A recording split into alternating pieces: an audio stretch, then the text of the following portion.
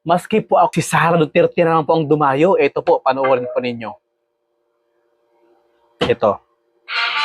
Ito po si Sara Duterte. Ang daming bodyguard po mga kababayan. Yung wala malang sumalubong sa kanya, wala nag-I love you. Ano ba to?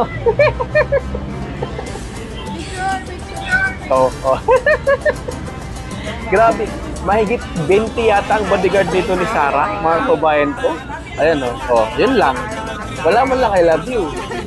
Hello mga kababayan, welcome back sa ating YouTube channel. So ngayon mga kababayan, panoorin po natin kung paano po nahabag ang puso ng ating Pangulong Bongbong Marcos sa taong bayan at kung paano po mga kababayan ko, itong isang sinanay, yung ginang po at pati po mga kabataan ay umiyak po sa harap ng ating mahal na Pangulong Bongbong Marcos. Ganyan po ang totoong suporta. Kasi mapapaiyak ka na lang sa sobrang bait, sobrang magandang magpalakad sa gobyerno ang ating Pangulong Bongbong Marcos. Ito po, panoorin natin si Pangulong Bongbong Marcos kung ano po ang pinagkaibahan ni Sara Duterte naman sa taong bayan, kung anong impact niya. Ito po, papakita ko po sa inyo ngayon. Grabe ito, nakakaiyak talaga. Kahit ako po ay naiyak din po ako sa nangyari dito po sa pagpunta ni Pangulong Bongbong Marcos sa ibang lugar.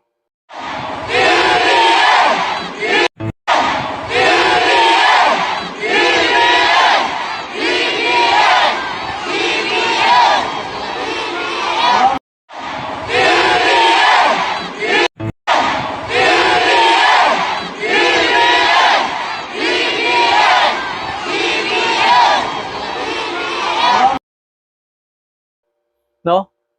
Maski po ako mga kababayan ko na maiiyak ako pag makita ko ang ganito ang Pangulo. Kahit may karamdaman siya mga kababayan ko, pinipilit pa rin niyang magpunta sa ibang lugar para siya mismo ang makakita at makadiskubre kung ano pa ang kulang at kung ano ang pwedeng gawin doon sa lugar na yon mga kababayan. Kita naman natin kung gaano kamahal ng mga kababayan natin sa iba't ibang lugar ang ating mabutihing mahal na Pangulong Bongbong Marcos. Kaya sa mga sinasabi ng mga DDS dyan, na puro pasarap lang ang Pangulo, dyan kayo nagkakamali. Dahil po ang Pangulo, sub-sub na po siya sa trabaho. Mapa-Pilipinas man o mapa-ibang bansa man. Kaya sa mga DDS dyan, umiyak na lang kayo, pumikit na lang kayo, dahil hindi ninyo kayang bulahin, lituhin ang taong bayan sa kung ano ang nangyayaring pagbabago sa bansang Pilipinas. Ito, panoorin pa natin ulit mga kababayan ko. Grabe, naiiyak talaga ko dito mga kababayan.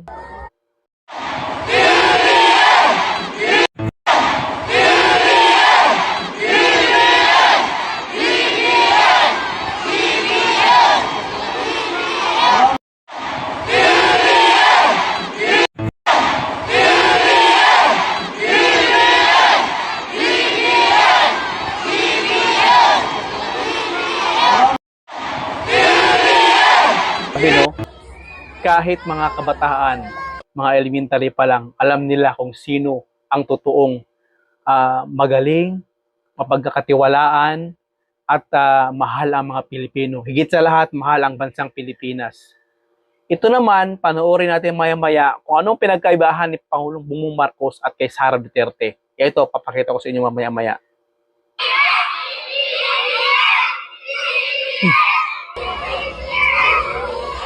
Diba?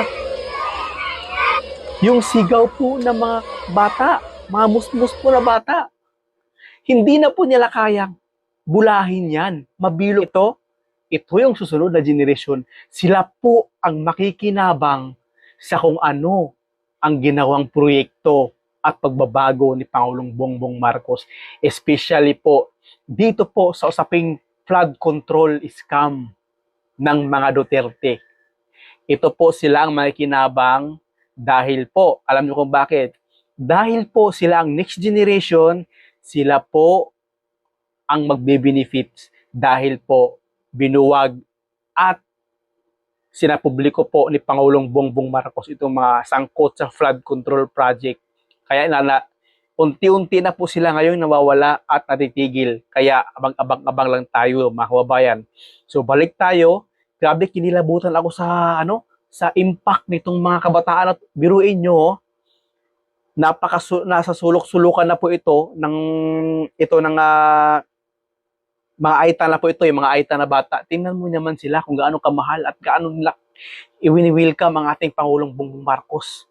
Ito papanoorin ninyo.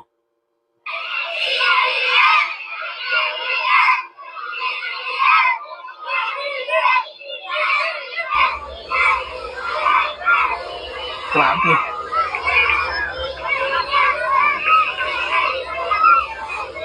Hindi kinabutan ako, mga kabayan.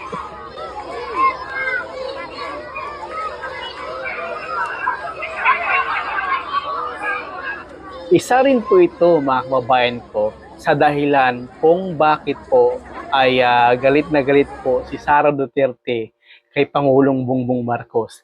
Alam niyo ba kung bakit?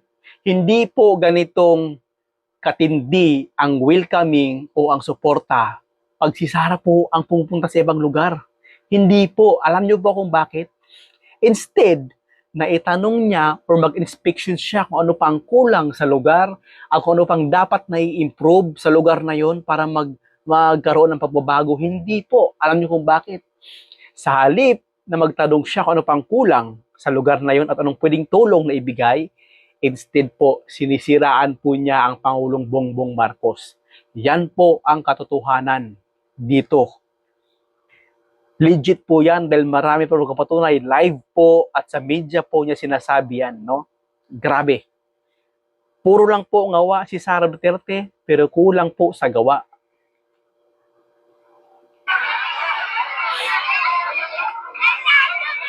Oh, piruin mo? I love you, BBM. Ibig sabihin po, mahal na mahal nila ang ating Pangulong Bongbong Marcos.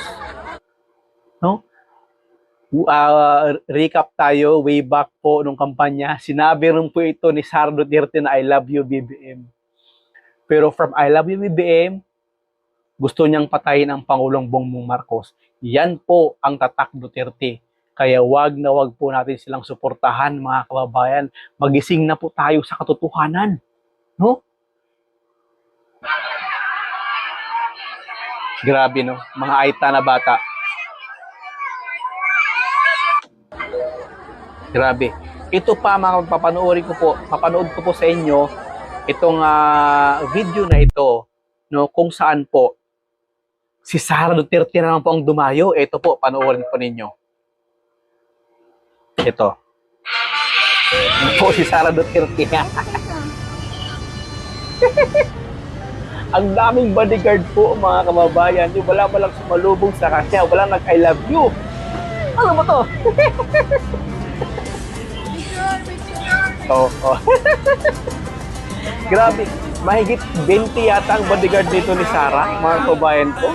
Ayan, oh, yun lang. Wala man lang I love you.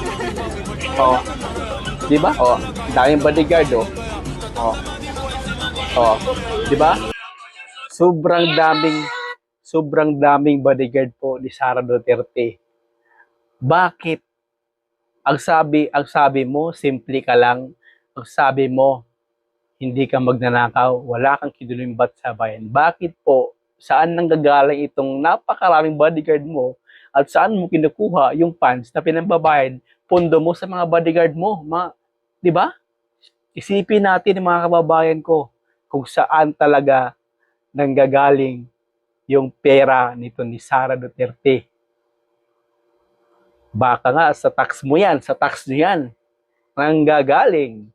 Kaya tayo po, maging mautak at wais po tayo sa susunod na eleksyon. Dahil ngayon pa lang, lantaran na po sa social media kung anong klaseng tao si Sara Duterte. Marahil magtatanong kayo bakit hindi ko siya tinatawag na VP? Dahil po sa akin po hindi po siya karapat-dapat na maging VP o tawagin na VP. Dahil ni isang proyekto po, wala po siyang naituloy, natapos, bagkus po, ay siniraan niya ang ating bansang Pilipinas na nagbe-benefit siya dito. Sinisiraan niya ang mga tao at higit sa lahat, binantaan at siniraan niya po ang Pangulong Bongbong Marcos. Saan ka? Saang may BP may ganyan? Sisiraan mo ang sariling bansang Pilipinas? Yun lamang mga kababayan ko. Maraming salamat sa inyong lahat. Subscribe po kayo at comment kayo down below mga kababayan ko. Ingat and